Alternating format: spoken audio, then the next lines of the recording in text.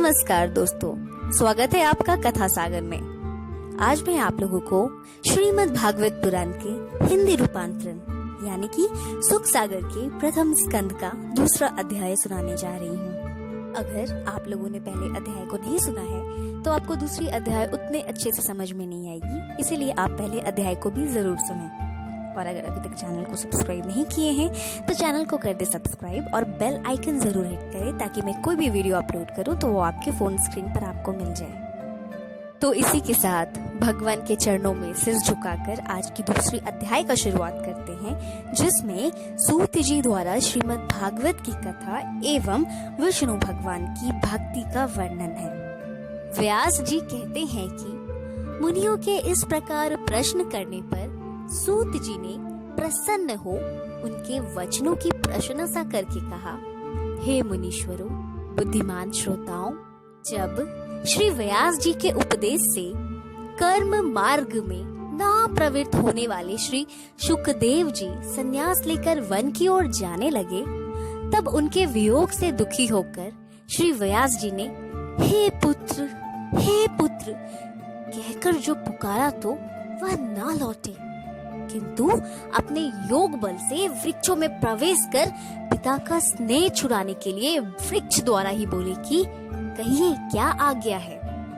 तब ऐसे तेजस्वी जो सुखदेव मुनि थे, मैं उन्हें प्रणाम करता हूँ। उन महात्मा ने संसारी जनों पर दया करके संसार रूपी निविड़ अंधकार को दूर करने एवं समस्त वेदों के सारांश रूप ज्ञान को प्रकाशित करने वाला समस्त पुराणों में गुप्त जो श्रीमद् भागवत नाम से विख्यात है, उसे आप लोगों के सामने कहता हूँ। परंतु इसके पहले समस्त मुनियों के गुरु उन सुखदेव जी को प्रणाम करके उनकी शरणागत हो रहा हूँ कि जो व्यास जी के एकमात्र परम प्रिय पुत्र थे। फिर नरों में उत्तम श्री नारायण जी की ओर और सरस्वती तथा व्यास जी को प्रणाम करके श्रीमद् भागवत शास्त्र का वर्णन करता हूँ। हे मुनियों, आप लोगों ने यह लोक का कल्याण करने वाला बड़ा उत्तम प्रश्न मुझसे पूछा है। श्री कृष्ण जी के संबंध में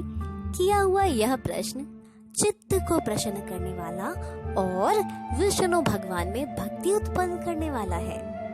जो इस प्रकार से श्री विष्णु भगवान में भक्ति करता है, वह शीघ्र ही वैराग्य को उत्पन्न कर उपनिषद आदि के ज्ञान को प्राप्त कर लेता है। उत्तम कर्मों में कठिन से कठिन परिश्रम करके भी यदि विष्णु जी की कथा में प्रेम न उत्पन्न हुआ तो उसका जन्म लेना व्यर्थ है और उसने व्यर्थ ही परिश्रम किया। धर्म के फल को अर्थ मानना अनुचित है, क्योंकि धर्म उत्तम है और अर्थ निकृष्ट इंद्रियों का प्रसन्न होना काम का फल नहीं है। किंतु जितने से जीविका चल सके उतने ही फल को अपने काम का फल जानना चाहिए। जीवन का उत्तम फल यही है कि मनुष्य तत्ववेता होवे।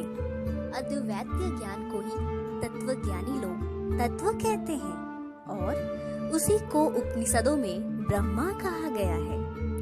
उसी को स्मृतियाँ परमात्मा कहती हैं और पुराणवादी उसी को ईश्वर के नाम से संबोधित करते हैं। परंतु जो श्रद्धालु मुनिजन हैं, वे अपने वेदांत आदि श्रवण ज्ञान की प्राप्ति से ज्ञान और वैराग्य सहित भक्तिवश उसी तत्व में अर्थात समस्त पदार्थों में एक परमात्मा का ही मान करते हैं। द्विजो उत्तमों, अपने वर्णाश्रम धर्म के अनुसार धर्म पूर्वक किया हुआ धर्म का फल विष्णु का प्रसन्न होना है। अतः देवताओं के स्वामी विष्णु को सावधान मन से जपना और उनकी पवित्र लीलाओं को कहना और सुनना चाहिए। इस प्रकार ध्यान और पूजन करते हुए बड़े बड़े संकट कट जाते हैं। उनके ध्यान रूपी तलवार से युक्त विवेकी पुरुषों के लिए संसार में कुछ भी दुर्लभ नहीं है। तब भला ऐसा कौन है जो उन विष्णु जी की कथा में मन ना लगावे। हे ब्राह्मणों, निष्पाप पुरुषों को तीर्थ सेवन तथा संतों की सेवा में धर्म में श्रद्धा होती है और श्रद्धा से विष्णु जी के चरित्रों को सुनने की इच्छा होती है तथा इस प्रकार विष्णु जी की कथा में उनका दृढ़ प्रेम हो जाता है। और इसी प्रकार भगवान के चरित्रों को कहते, सुनते और पुण्य संचय करते उनके हृदय में श्री कृष्ण जी सर्वदा के लिए बस जाते हैं। फिर उन्हें कामादिक वासनाएं भी नहीं सताती। भगवत भक्ति एवं भागवत शास्त्र की सेवा में निष्पाप हो उत्तम यश वाले श्री विष्णु जी में अचल भक्ति प्राप्त कर लेते हैं, क्योंकि फिर उनके चित्त में रजोगुण और तमोगुण से उत्पन्न काम, क्रोध और लोभादिक विचार नहीं रहते और वे सर्वदा सत्व गुण में स्थिर होकर प्रसन्न रहते हैं। श्री विष्णु जी की भक्ति और श्री विष्णु जी का ज्ञान मनुष्य को मुक्ति और प्रसन्नता देने वाला है। क्यों ना हो, परमात्मा का साक्षात्कार करना ही अहंकार का नाशक है। जब भगवान के दर्शन हो जाते हैं तब सभी प्रकार के संदेह और कर्म बंधनों का नाश हो जाता है। इसी कारण विद्वान जन चित्त को प्रसन्न करने वाली श्री विष्णु जी की भक्ति को सर्वदा बड़े प्रेम से करते और सुनते तथा तद अनुकूल आचरण करते हैं।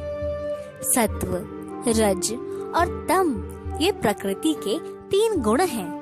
इन्हीं गुणों से युक्त होकर एक ही परमात्मा समस्त संसार को विष्णु रूप से पालता, ब्रह्मा रूप से रचता और शिव रूप से संहार करता है।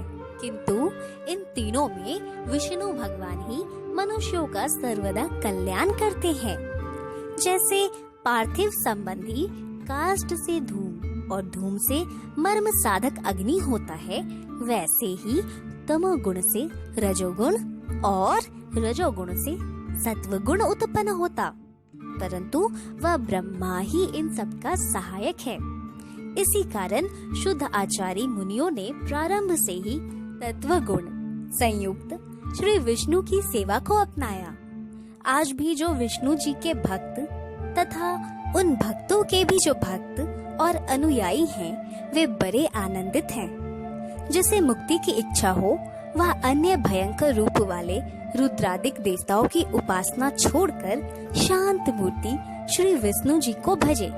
परंतु जो मोक्ष के प्रेमी नहीं हैं, वे रजोगुणी और तमोगुणी ऐश्वर्य और संतान के इच्छुक मनुष्य अन्यान्य पितर, भूत और शिवादिक देवताओं की पूजा करते हैं, किंतु वे विष्णु जी की आराधना को श्रेष्ठ बतलाते हैं तथा इस नियम से भी और यज्ञादिक जितने भी कर्मकांड होते हैं, वास्तव में वे विष्णु जी का ही बोध कराते हैं। धर्मशास्त्रों की गति, ज्ञान और स्वर्ग आदि फल विष्णु जी की आराधना की ही घोतक हैं, क्योंकि पूर्व काल में सबसे पहले श्री विष्णु जी ने ही अपनी गुणवती माया के बल से इस संसार की रचना की थी।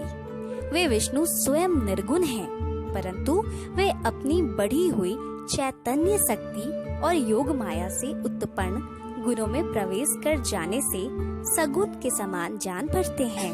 जैसे एक ही अग्नि अनेक काष्ठों में होने से अनेक भांति की जान पड़ती है, वैसे ही ईश्वर अनेक प्राणियों में होने से अनेक प्रकार का मालूम होता है। इसी प्रकार यह विष्णु जी अपने बनाए हुए प्राणियों में प्रवेश कर सूक्ष्म भूत, इंद्रिय और मन आदि गुणमयी भावों से अनेक गुण अर्थात शब्द, स्पर्श, रूप, रस तथा गंधक आदिकों का भोग करते हैं। ये विष्णु जी अपनी योग माया से लीला हेतु अपने अनुरागियों को सुख देने के हेतु देवता, पशु, पक्षी और मनुष्य आदिकों में अवतार लेते हैं। तो इसी के साथ दूसरा अध्याय संपूर्ण होता है। सब कोई एक बार मेरे साथ बोलिए, ओम नमो भगवते वासुदेवाय नमः, ओम नारायणाय नमः। तो ये कथा सुनकर आपको कैसा लगा, आप मुझे कमेंट सेक्शन में जरूर बताएं और इस कथा को अपने तक सीमित ना रखें, अपने परिवारजनों, अपने दोस्तों को भी ये कथा सुनाएं। ये लिंक शेयर करें इस वीडियो का, और जल्दी आपसे मैं तीसरे अध्याय के साथ जल्द मिलूंगी। तब तक के लिए अपना ख्याल रखिए, अपने घर वालों का ख्याल रखिए। अगर अभी तक आपने चैनल को सब्सक्राइब नहीं किया है तो ये मेरी छोटी सी विनती है, चैनल को सब्सक्राइब कर दे और डिस्क्रिप्शन बॉक्स जरूर देखिए। उसमें आपको श्रीमद् भागवत के महात्म्य वर्णन के अध्याय मिलेंगे जो काफी अच्छी है और सुननी चाहिए। अब मैं आप लोगों से लेती हूँ विदा। जल्द मिलूंगी तीसरे अध्याय के साथ। ओम शांति।